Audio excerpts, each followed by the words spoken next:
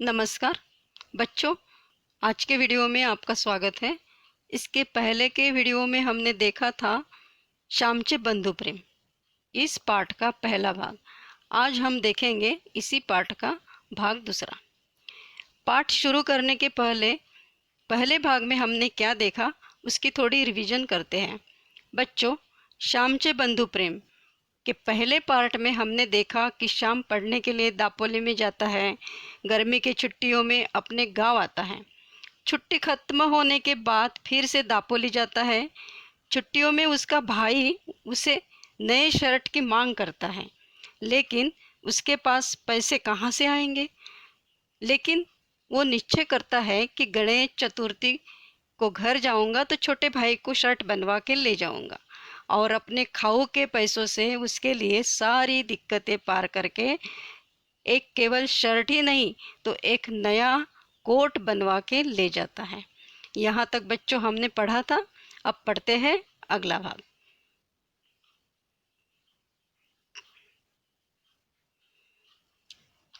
मी आंघोळीस गेलो, धाकट्या भावाने माझे लहानसे गाठोडे सोडले। लहान मुलांना सवयच असते। क्या हो गया था, वो गीला हो गया था तो मम्मी ने गर्म पानी करके दिया। फिर वो नहाने चला गया। तब तक उसके छोटे भाई ने उसका जो गठरी था उसको खोल खाल के देख लिया, क्योंकि छोटे बच्चों को आदत होती है ऐसा देखने की कि मेरे लिए कुछ लाया होगा।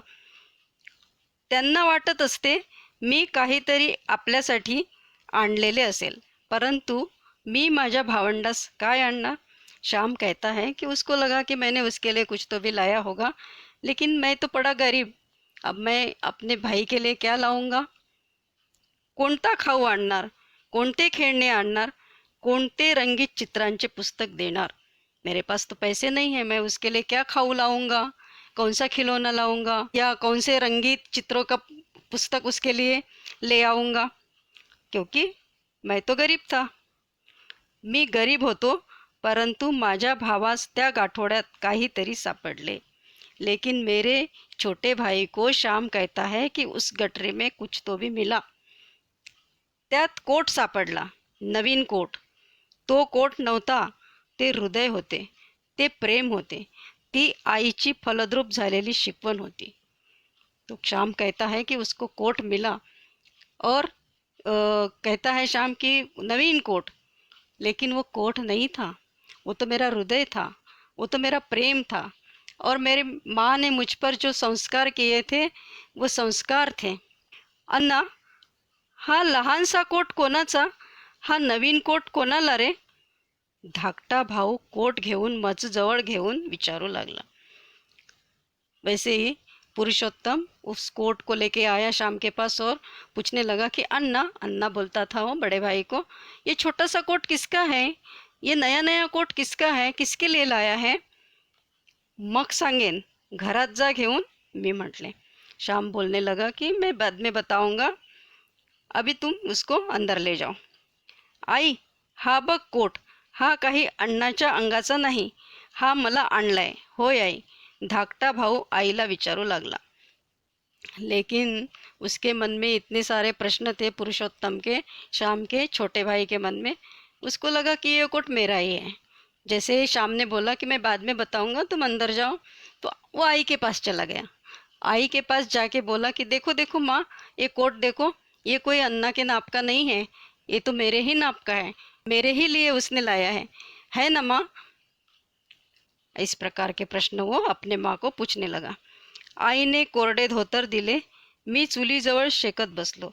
उतने समय में श्याम नहा के बाहर आ गया तो माँ ने उसको कोरडे धोतर यानी एक सूखा हुआ धोती उसको अंग पोंछने के लिए दिया।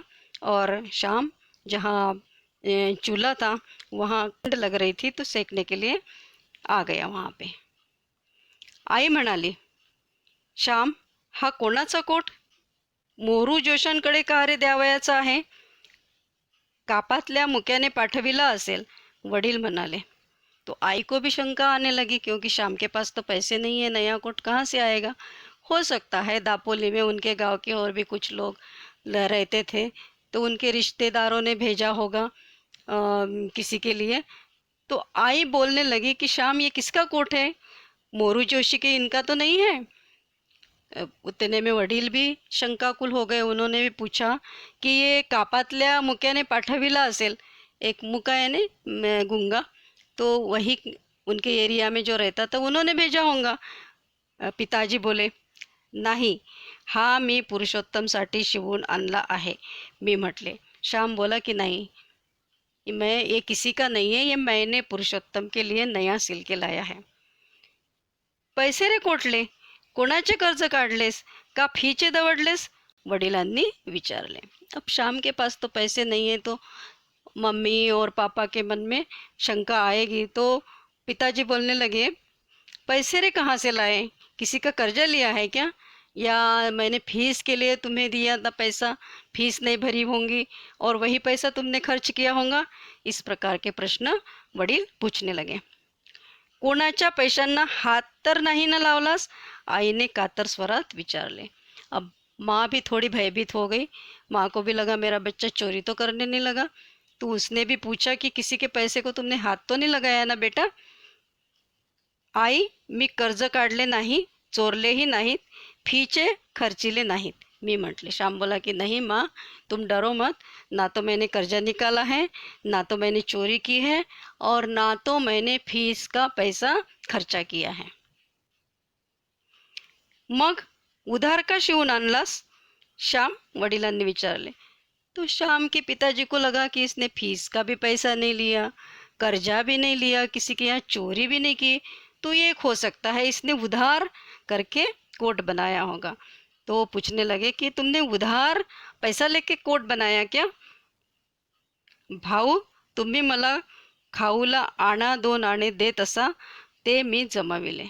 तो श्याम क्या बोलने लगा कि नहीं पापा जी, आप मुझे खाने के लिए यानी चॉकलेट टॉफ़ी वगैरह खाने के लिए खाऊ देते हैं ना, तो खाऊ के लिए कभी कभी आते थे दापोली, तो आप मुझे आना कभी 2 आने देते थे, तो वही मैंने जमा किए.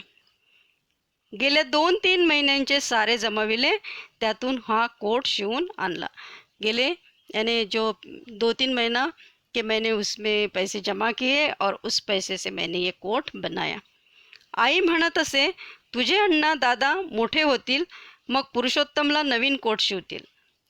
माँ बोलती थी, पुरुषोत्तम जब मेरे पास जिद करता था कि मेरे को नया शर्ट चाहिए, तो माँ बोलती थी कि बेटा अभी तो वो छोटा है, अभी तो उसको नौकरी भी नहीं लगी है, वो इतना बड़ा नहीं हुआ, उसके पास पैसा नहीं है, तो जब वो बड़ा हो जाएगा, नौकरी करेगा, पैसे आएंगे 6 महीना बाद, तो तुम्हारे लिए नया शर्ट बनवाएगा. ऐसे माँ बोलती थी. इसीलिए मैंने क्या किया, पुरुषोत्तम के लिए निश्चय किया कि मैं उसके लिए कुछ नया कपड़ा बनवा के ले जाऊंगा. मी मनात ठरविले होते की येताना त्याच्यासाठी नवीन कोट आणावयाचा. पुरुषोत्तम, बघ तुला होतो का हा? मी म्हटले. फिर श्याम पुरुषोत्तम को बोलने लगा कि देखो पुरुषोत्तम, तुम्हें ये आता है क्या? अण्णा, हा बघ छान होतो, आणि आतलाही खिसा, आता माझी पेन्सिल हरवणार नाही.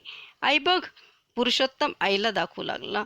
पुरुषोत्तम इतना खुश हो गया, इतना खुश हो गया ना, कि वो बोलने लगा कि अन्ना, उसने इंतज़ार नहीं किया कि अन्ना बोलेगा पहन के देख लो फिर मैं पहनूंगा, वो तो पहन भी चुका था.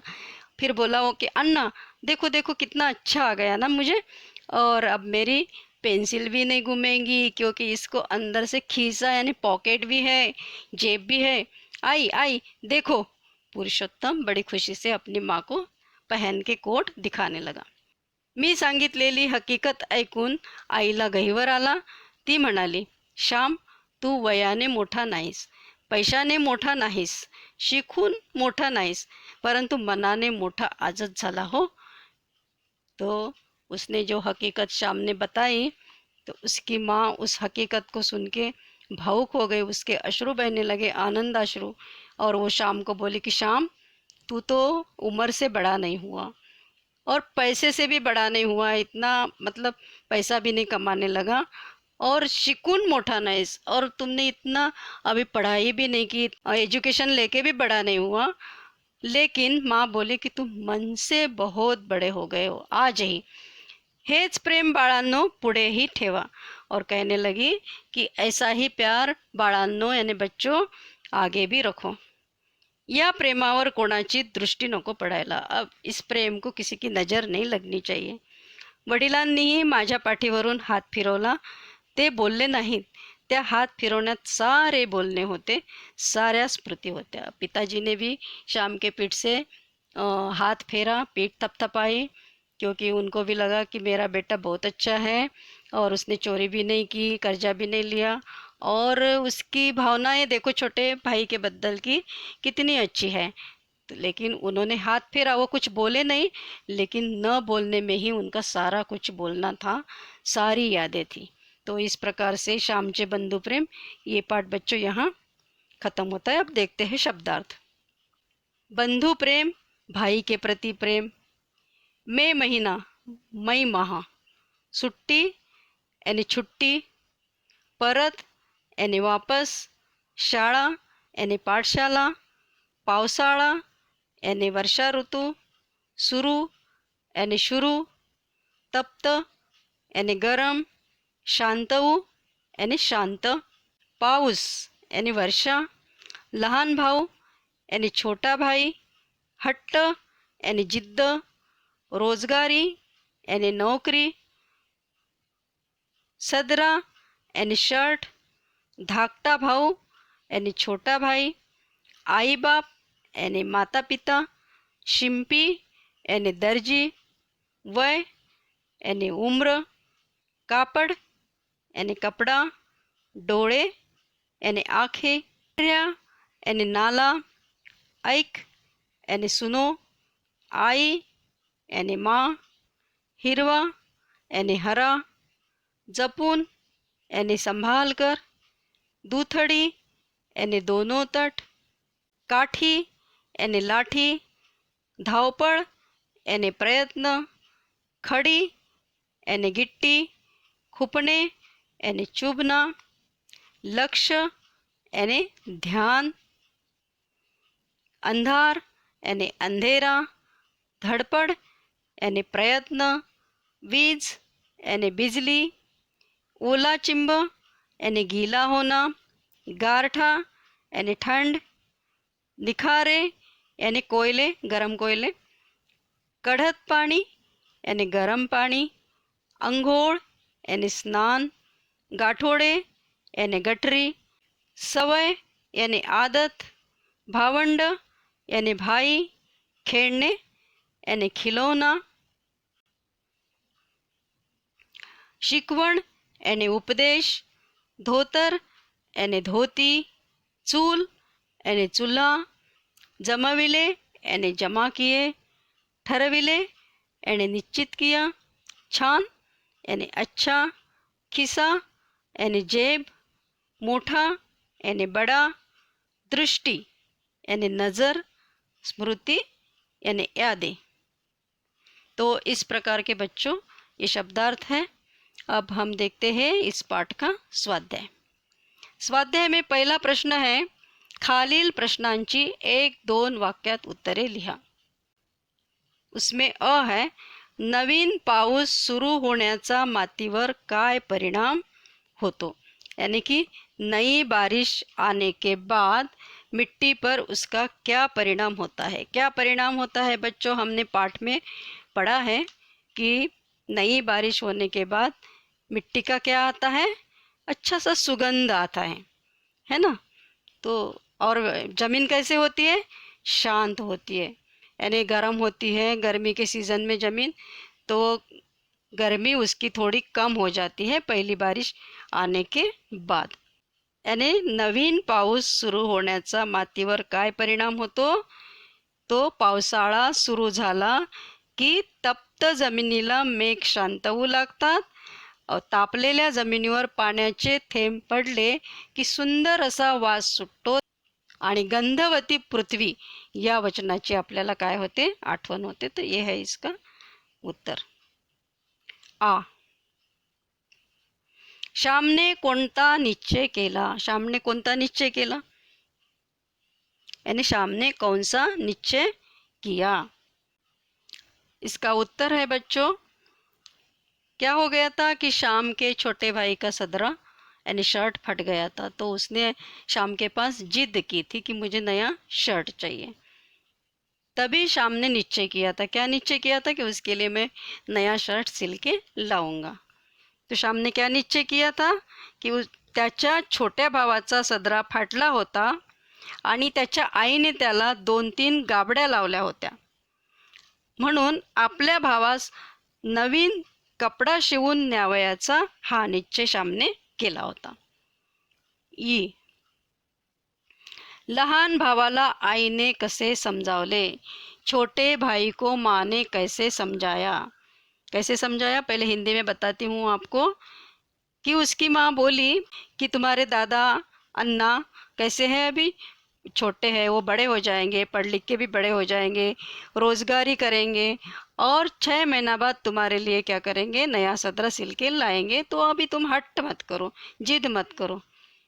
इस प्रकार से माँ ने उसको समझाया था। कैसे समझाया था की तुझे अण्णा दादा मोठे होतील, रोजगारी होतील, मग तुला 6 महिन्यांनी नवीन सदरा शिवतील, आता तू हट्ट करू नको। इस प्रकार से अशा प्रकारे आईने लहान भावाला समजावले। बडी प्रश्न देखो, श्यामचे वडील वरचेवर दापोलीला कशासाठी जात। तो इसका उत्तर है श्याम के पिताजी दापोली किस लिए जाते थे, कोर्ट और कचहरी के काम से जाते थे। तो इसका उत्तर है मराठी में श्यामचे वडील कोर्ट कचेरीच्या कामास वरचेवर दापोलीला जात। श्यामला चालण्याचे श्रम का वाटत नव्हते, श्याम को चलने में कष्ट क्यों नहीं लग रहा था। क्यों नहीं लग रहा था, क्योंकि वो एक बहुत उसको खुशी हो गई कि मैं अपने छोटे भाई के लिए कोट बनवा के ले जा रहा हूँ, इसलिए उसको चलने का कष्ट नहीं लग रहा था। तो इसका उत्तर मराठी में क्या होगा, श्यामला चालण्याचे श्रम का वाटत नव्हते, कारण नवीन कोट बनवून श्याम आपल्या छोट्या भावासाठी घेऊन जात होता, म्हणून त्याला चालण्याचे श्रम वाटत नव्हते। तो ये हो गया बच्चों तुम्हारा पहला प्रश्न। अब देखते हैं प्रश्न दूसरा। प्रश्न दूसरा है खालील आकृत्या पूर्ण करना। उसमें श्यामला ठंडीच्या दिवसात न मिलनाऱ्या गोष्टी, शाम को ठंड के दिन में न मिलने वाली चीज़ें कौन सी है। तो इसका उत्तर है एक पहली चीज़ तो है गरम कोट, दूसरी मफलर और तीसरा जैकेट। हो गया उत्तर। अब देखते हैं, श्यामने आणलेला नवीन कोट बघून त्याच्या आईवडिलांच्या मनात निर्माण झालेले प्रश्न। नया कोट सिल के लाया तो उसके माँ और पिताजी के मन में कौन कौन से प्रश्न निर्माण हो गए। तो इसका उत्तर है पहला, हा कोणाचा कोट। पहला प्रश्न, हा कोणाचा कोट। दूसरा, पैसे रे कोठले। तिसरा, कोणाचे कर्ज काढलेस। चौथा, फीचे दवडलेस का। आणि पाचवा, कोणाच्या पैशांना हात तर नहीं न लावलास। ये जो है ये प्रश्न श्याम के आई और वडील के मन में निर्माण हो गए। अब देखते हैं प्रश्न तीसरा, का ते लिहा। का ते लिहा यानी कारण लिखना है। श्यामचे डोळे अश्रूंनी न्हाले होते। श्याम की आंखें अश्रु से भर आई। क्यों भर आई, क्योंकि पहले तो मैं हिंदी में बताती हूँ आपको। श्याम ने क्या किया था, अपना छोटा भाई पुरुषोत्तम के लिए एक नया कोट बनवा के ले गया था, क्योंकि उसका शर्ट जो है फट गया था। और छुट्टियों में श्याम जब घर गया तो उसका छोटा भाई पुरुषोत्तम ने उसको नए शर्ट के लिए जिद की थी, इसलिए उसने नया कोट बनवा के उसके लिए वो ले गया था। इसलिए, और उसमें उसके पास पैसे नहीं थे, पूरी एडजस्टमेंट करके उसने उसके लिए कोट बनाया। और वो कोट बन के जब आया तो श्याम के आंखों में आंसू आ गए। मराठी में उत्तर देखो, श्यामच्या धाकट्या भावाला सदरा नव्हता, त्याचा सदरा फाटला होता आणि सुट्ट्यांमध्ये श्याम घरी गेल्यावर श्यामचा धाकटा भाऊ नवीन सदऱ्यासाठी हट्ट धरून बसला होता, म्हणून आपल्या भावास नवीन कपडा शिवून न्यावयाचा असे श्यामने ठरवले, पण जवळ पैसे नव्हते. तेव्हा त्याने आपल्या खाऊच्या पैशातून धाकट्या भावासाठी नवीन कोट शिवून आणला. तेव्हा श्यामचे डोळे अश्रूंनी न्हाले. तो ये है इसका उत्तर. आ. श्याम ज्यांच्या घरी राहायचा त्यांनी त्याला जाऊ नको असे म्हटले. श्याम जिसके घर रहता था किराए से, उन्होंने उसको मत जाओ ऐसे बोला. क्यों? इसका हिंदी में उत्तर ये है कि बारिश हो रही थी और नदी नाले भर भर के बह रहे होंगे, और रास्ते में श्याम के घर जाने के रास्ते में भी नाला पड़ता है, तो वो भी भर के बह रहा होगा. तो इसलिए कोई घटना नहीं होनी चाहिए. तो जो लोग थे जिसके घर में वो किराए से रहता था, वो उसको क्या बोले, जाऊ नको. मराठी में उत्तर देखो बच्चों. कारण पाऊस खूप पडत होता, नदी नाल्यांना पूर आले होते. पिसईचा पर्या, सोंडेघरचा पर्या यांना पण पूर आले असतील. त्यात सोंडेघरचा पर्या और पिसईचा पर्या यांना उतार नाही, म्हणून श्याम ज्यांच्या घरी राहायचा त्यांनी त्याला जाऊ नको असे म्हटले. ई. पिसईचा पर्या दुथडी भरून वाहत होता. पिसई का पर्या दूथड़ी यानी दोनों किनारे भर भर के बह रहा था. कारण क्या है इसका? कारण बारिश जोर से हो रही थी, इसलिए पिसई का, और पिसई के पर्रे को क्या नहीं था, उतार नहीं था, इसलिए वो जोर जोर से दूथड़ी भर के बह रहा था. मराठी में उत्तर देखो बच्चों. कारण खूप जोरात पाऊस पडत होता, पिसईच्या पर्याला उतार नव्हता, म्हणून पिसईचा पर्या दुथडी भरून वाहत होता. बडी. श्यामने सांगितलेली हकीकत ऐकून आईला गहीवर आला. इसका हिंदी में अर्थ ये है कि श्याम ने जो हकीकत बताई कोट की कैसे सिल के लाया, तो उसकी माँ को गहीवर आया, यानी उसकी माँ की भावनाएं भर आई. कारण क्या है? हिंदी में देखो. इसका उत्तर हिंदी में ये है बच्चों, क्योंकि श्याम वह यानी उम्र से भी बड़ा नहीं हुआ था, पैसे से भी बड़ा नहीं हुआ था, और पढ़ लिख के भी बड़ा नहीं हुआ था, लेकिन मन से वो आज ही अभी से बड़ा हो गया था. इसलिए श्याम ने जो हकीकत बताई तो माँ को गहीवर आया. मराठी में उत्तर इसका ऐसा है. कारण श्याम वयाने मोठा नव्हता, पैसेही त्याच्याजवळ नव्हते, म्हणजे पैशाने पण मोठा नव्हता, शिकूनसुद्धा मोठा झाला नव्हता, पण तो मनाने फार मोठा झाला होता. जवळ पैसे नसताना त्याने आपल्या खाऊच्या पैशातून पुरुषोत्तमसाठी नवा कोट बनवला होता. म्हणून श्यामने सांगितलेली हकीकत ऐकून आईला गहीवर आला. अगला प्रश्न देखते हैं बच्चों. खेळूया शब्दांशी. इसमें अ है, खाली दिलेल्या शब्दांच्या विरुद्ध अर्थांचे शब्द चौकटीतून शोधून लिया. इस चौकट दिया है और इस चौकट में विरुद्ध अर्थ यानी विलोम अर्थ इन शब्दों के दिए हैं. तो हमें कौन से शब्द का कौन सा विलोम अर्थ है ये ढूंढ के लिखना है. तो पहला शब्द है ठंड. ठंड के विलोम में क्या होगा? गरम. सापडणे, हरवणे. सुगंध, दुर्गंध. थोरला, धाकटा. जुना, नवीन. लक्ष, दुर्लक्ष. और स्मृति, विस्मृति. ये है विलोम शब्द. अब आ नंबर का प्रश्न देखो. गटात न बसणारा शब्द ओळखा व लिहा. तो शब्द गटात का बसत नाही ते सांगा. कि गट यानी ये ग्रुप, इस ग्रुप में 1 2 3 4 शब्द दिए हैं, और इसमें सारे एक ग्रुप के हैं, लेकिन एक जो शब्द है उसका वो अलग है, उस ग्रुप में नहीं बैठता. तो वही आपको ढूंढ के लिखना है, और उस ग्रुप में क्यों नहीं बैठता उसका कारण लिखना है. तो पहला है समीरा, विनीता, त्यांनी, निखिल. ये 4 शब्द है. तो इसमें इस ग्रुप में न बैठने वाला शब्द है त्यांनी. और ये शब्द त्यांनी इस ग्रुप में न बैठने वाला क्यों है?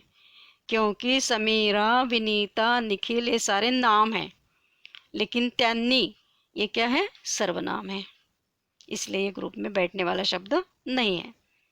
दूसरा, मी सातपुते त्याने तिला, इसमें मी, सातपुते, त्याने और तिला ये 4 शब्द दिए हैं, तो गठ में न बैठने वाला शब्द है सातपुते। क्यों है? क्योंकि मी, त्याने, तिला ये सर्वनाम है, लेकिन सातपुते ये नाम है। तीसरा, हिमालय, सुंदर, प्रसन्न, भव्य, इसमें गठ में न बैठने वाला शब्द है हिमालय, क्योंकि सुंदर, प्रसन्न, भव्य ये सारे विशेषण हैं और हिमालय क्या है, नाम है, संज्ञा है। चौथा, लिहिणे, आम्ही, गाणे, वाचणे, इसमें गठ में न बैठने वाला शब्द है गाणे। क्यों है? क्योंकि लिहिणे, आम्ही, वाचणे ये सारे क्रियापद है, क्रिया है, और गाणे ये क्या है, संज्ञा है। तो इस प्रकार से ये स्वाध्याय, ये प्रश्नोत्तर यहाँ खत्म हो गए। अगले वीडियो में बच्चों हम देखेंगे इसके बाद का पाठ। पाठ का नाम है माझ्या अंगणात। धन्यवाद।